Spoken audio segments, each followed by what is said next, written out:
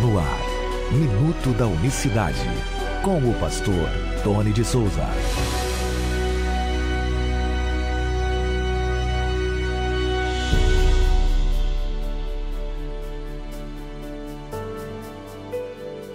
Olá, queridos, graça e paz vos sejam abundantemente multiplicadas da parte do nosso grande Deus e Salvador Jesus Cristo. Que Deus abençoe a todos de maneira rica e abundante.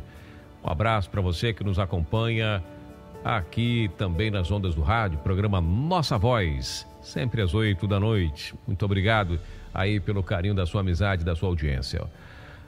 Finalzinho do mês, dia 30 de setembro, que Deus abençoe você e a sua família. Venha comigo para examinarmos mais uma vez o assunto sobre o Espírito Santo.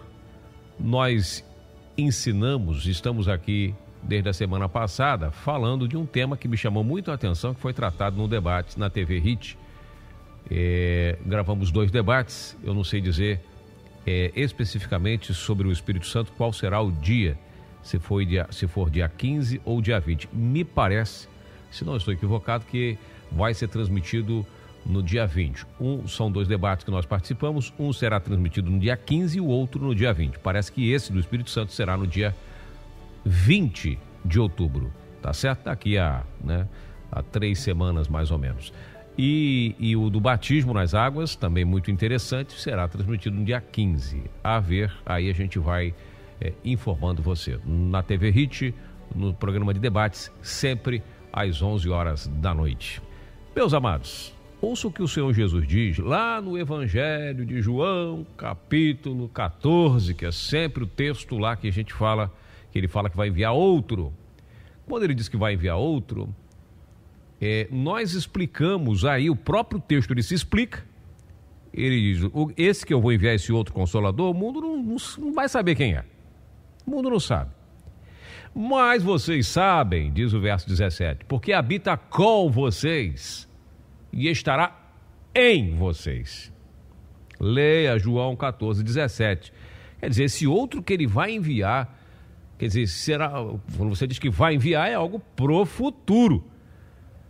Mas já habitava com eles. Eu não quero ser redundante, ficar aqui voltando às mesmas coisas, falar sempre mais do mesmo. Mas o apóstolo Paulo sempre disse ali para os irmãos, não vos canso de falar a mesma coisa. Se falo a mesma coisa sempre, é para vossa segurança. Vocês estão entendendo aí? Então, para vossa segurança, eu vou voltar aqui ao capítulo 14 do Evangelho de João. Mas eu quero ler hoje, para você que me acompanha, eu quero examinar contigo um versículo para você ver se ele não está em acordo exatamente com o que eu estou dizendo. O Espírito Santo é o próprio Senhor Jesus habitando dentro das pessoas, dentro dos seus filhos, dentro dos seus servos. E eu vou ler aqui o versículo que fecha essa questão, que está aqui, ó. Ainda um pouco e o mundo não me verá mais, mas vós me vereis, porque eu vivo e vós vivereis. Naquele dia, que dia é esse? Quando o mundo deixar de vê-lo fisicamente.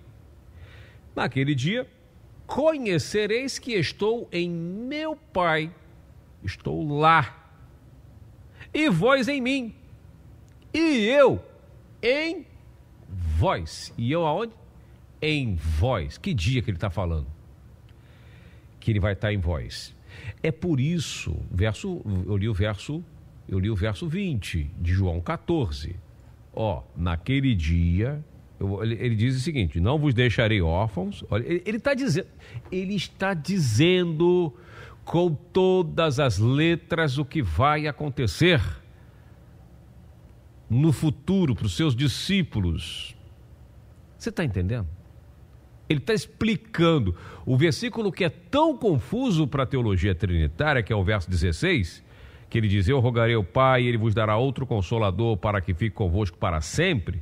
E eu digo no debate, por que ele vai enviar outro com a finalidade de estar com eles para sempre, se ele mesmo garante, e este estou convosco todos os dias até a consumação dos séculos, Mateus 28, 20, lembra? Qual é a finalidade do envio do Espírito Santo? Eu rogarei ao Pai, ele vos dará outro Consolador para que fique com vocês para sempre. Aí ele diz, esse que eu vou enviar, o mundo não pode receber. Até aí tudo bem. O mundo não pode receber porque não vê e nem conhece. Até aí está de acordo com outra pessoa. No texto, na gramática, na interpretação. Mas a partir da parte B do versículo 17 que começa a complicar. Porque o mundo não vê e nem o conhece, mas vocês conhecem porque habita com e estará em. Certo? Começa a complicar para a teologia trinitária, não para nós. Para nós é uma bênção. Mais explicativo do que isso? Você precisa de mais explicação? Pois ele dá mais explicação. Aí ele diz o quê? Não vos deixarei órfão, voltarei para vós. Espera aí. Se ele diz não vos deixarei órfão, verso 16, eu estou lendo o mesmo texto, tá? Evangelho de João 14, a partir do 16. Só deixa-se órfão alguém quem tem filhos, quem é pai. Concorda comigo? Como é que você vai deixar alguém órfão se você não é pai dessa pessoa? Né? Existem aqueles que nem filho tem. Jesus nem filhos biológicos tinha. Não era casado, não teve filho. Ultimamente tem surgido, né, ali aqueles caras da teologia liberal, esses caras aí loucos aí do gnosticismo, diz que ele teve um caso com Maria Madalena, e etc, teve filhos com Maria Madalena, essas balelas aí. Mas ele não teve filhos, o fato é que não tem filhos, Jesus não teve filhos biológicos, porque Jesus foi, né, ali sem contato com mulher nenhuma, não teve contato nenhum desse tipo. E aí ele diz que não vai deixar órfão ninguém e que vai voltar. Então ele é pai. Ah, mas Jesus é pai? Como assim? Ele não é filho? Bom, se você for ler o que diz Isaías, ele diz que ele é o pai da eternidade, uai. Não é o pai da eternidade? Então, não é um pai comum, não é um pai qualquer. Ele é o pai eterno. Aliás, até isso, a Igreja Católica, bem lembrada aqui, ela tem o dia do Pai Eterno, né? Do Divino Pai Eterno. Sabe quem é o Pai Eterno da Igreja Católica? Procura. Eu não vou falar não, para você não dizer que eu sou, né? Meus irmãos, pesquisa aí. O Divino Pai Eterno. Quem é o Divino Pai Eterno? Pesquisa, você que está me acompanhando aí na rádio, nossa rádio FM, que não é uma rádio evangélica, é uma rádio secular, que toca sertanejão mesmo, raiz. Você que está me ouvindo aí, talvez você saiba, mas pesquise. Você que é evangélico, que está ouvindo a Rádio Betel, pesquise quem é o Pai Eterno do sistema religioso, do Divino Pai Eterno. Muito bem, eu sei quem é o Pai Eterno. O Pai Eterno esteve aqui e disse, não vou deixar vocês órfãos, vou voltar. Voltando para o assunto aqui, vou voltar para vocês. Aí ele diz o texto que nós estamos estudando aqui, ó. Ainda um pouco e o mundo não me verás mais, mas vocês vão me ver, porque eu vivo e vós vivereis. Naquele dia, quando isso se cumprir, quando ele enviar o Consolador, a outra forma de atuar, outro Consolador. Por que outro Consolador? Porque ele é o Consolador. Ele consola, você vai ler lá, ele consolando as irmãs de Lázaro, consolando, devolvendo o seu ente querido. A viúva de Naim, quando ia enterrar o filho, já chorando demais, consola também, devolve seu ente querido também, devolve seu filho. E por aí vai, né? Quantos consolos esse Consolador não deu enquanto estava aqui? Olha o consolo do mestre. Marta, Marta. Ô Marta, não chore, seu irmão há de ressuscitar. O que é um consolo melhor que esse? Não consola apenas com palavras, mas com fato. Aí ele diz, naquele dia vocês conhecereis que eu estou em... Preste bem atenção. Está em é totalmente diferente de estar com. Naquele dia conhecereis que estou em meu Pai, e vós em mim, e eu em vocês. Puxa, mas que palavra é essa, hein? É complicado para quem crê no mistério, que você não vai entender absolutamente nada. Ó, eu estou em meu Pai, vocês em mim e eu em vós. E eu estarei em vós. Vou e volto para vós. O mundo não conhece porque não vê, mas vocês vê, habita com e vai estar em. Ele está falando que o Espírito Santo vai estar em. E ele fala, não, mas na verdade eu também vou estar em.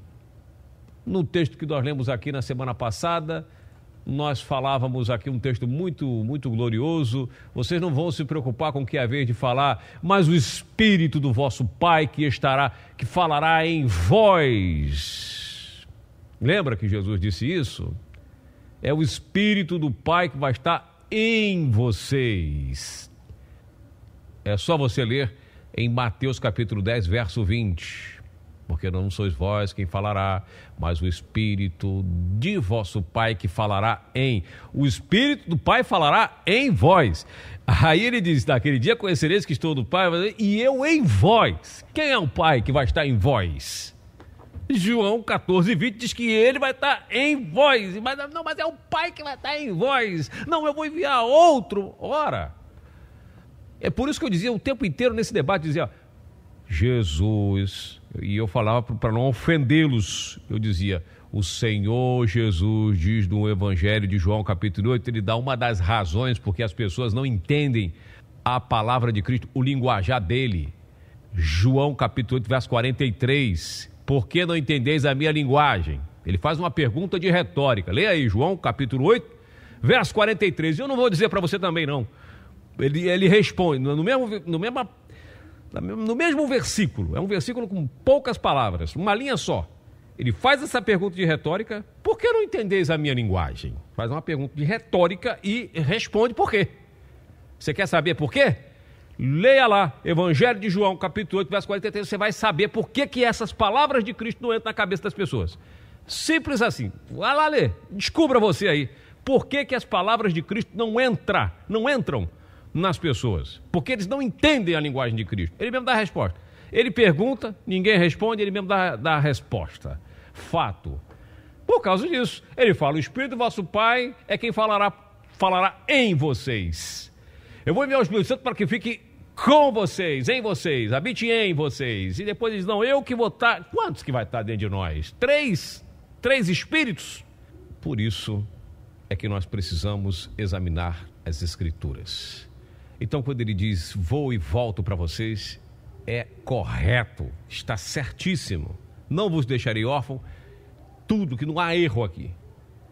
O que a gente precisa entender é que a Bíblia foi escrita num idioma, esses textos foram escritos em grego, direcionados para um entendimento, para os judeus helenistas que estavam aí, já haviam judeus, espalhados pelo mundo, naquela época, por causa de Babilônia, por causa de várias questões. Foi escrito em grego, que era o idioma oficial do mundo, para poder que ganhasse o mundo inteiro, para chegar até onde chegou, alcançassem todas as nações. Era o inglês da época, o grego era o que fosse o idioma inglês daqueles tempos. A estrutura gramatical, a quem foi direcionado, a própria teologia ensina a observar essas questões, que nós chamamos de hermenêutica, exegese. Mas eu deixo aí para você meditar. Nós voltaremos amanhã, se Deus permitir, com mais uma edição do Minuto da Unicidade. Obrigado a todos. Graça e paz. Minuto da Unicidade.